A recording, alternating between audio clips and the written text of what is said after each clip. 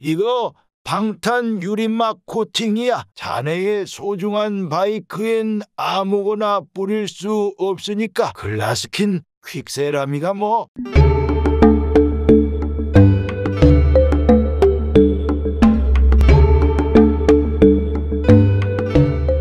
킴코 AK550 시승기 시작합니다. AK550은 킴코 창립 50주년을 맞이하여 야심차게 출시한 모델입니다. 지금은 2세대까지 나왔으며 2세대 한국 출시는 불투명합니다. AK550은 킴코에서 디자인과 개발에서부터 심혈을 기울인 느낌이 나는데요. 우리나라에서 맥시 스쿠터 하면 대표 주차인 2017년 당시 티맥스를 많이 의식해서 만든 듯 AK550은 54마력의 엄청난 출력으로 인해 처음부터 티맥스 530 시절 출력을 따라잡기도 하였습니다. AK550은 스포츠 주행을 위한 모든 조건을 갖췄다고 해도 과언이 아닌데요. 일반적인 스쿠터는 유닛 스윙암 구조인데 AK550은 파이널 드라이브 벨트 방식을 채택하였고 스윙암 축과 구동축이 하나의 축을 사용하는 동축 스윙암을 채택하였습니다. 이는 서스펜션의 움직임에 따라 벨트 장력이 변하지 않아 출력 손실이 적고 내구성을 한층 더 끌어올렸습니다.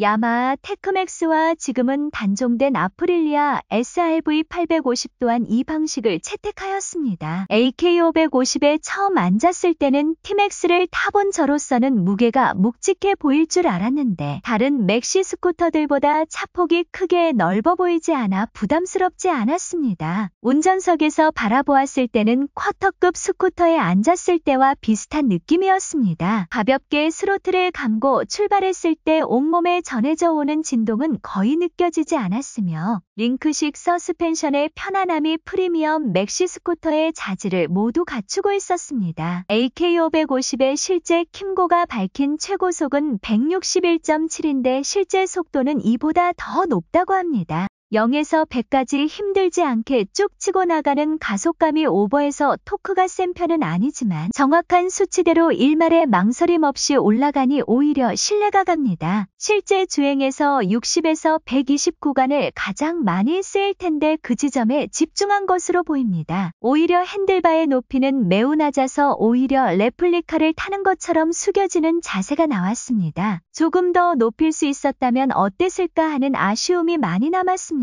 AK550에서 내려오기 전까지는 편안하게 허리를 필 수는 없을 것 같습니다. 저보다 더 키가 크신 분들은 조금 더 불편하실 수도 있겠다고 느꼈습니다. 살짝 떨어지지만 이내 출력은 전혀 부족하지 않습니다. 3500rpm에서 서서히 움직이기 시작하고 AK550은 저 RPM보다는 오히려 어느 정도 스로틀을 감았을 때 고회전에서 더욱더 빛을 발휘한다고 합니다. 브레이크 성능은 역시나 더블 디스크의 도립식 프론트 포크에 브렘보 캘리퍼가 장착되어 있어서 역시나 맥시 스쿠터 다운 면모를 갖추고 있었습니다. CC만큼 답답하지 않고 빠른 출력에 정확한 제동거리를 확보하려는 킴코의 노력이 돋보입니다. 킴코 모델 중에서 브렘보 캘리퍼를 순정으로 채택한 것은 AK550이 최초라고 합니다. AK550의 첫인상은 되게 공격적으로 보이고 스포츠성만을 고집해서 불필요한 진동이나 핸들 털림 등 조잡할 것으로 보였으나 쓸데없는 움직임 없이 안정감으로 승부하는 스쿠터라는 것을 시승해보니 깨달았습니다. 확실히 테크맥스와는 전혀 다른 매력을 취하고 있었으며 오히려 BMW에서 단종된 C650 시리즈와 비슷한 느낌을 받았습니다. 맥시 스쿠터 하면 무조건 테크맥스만이 유일하게 인정받는다라고 느꼈지만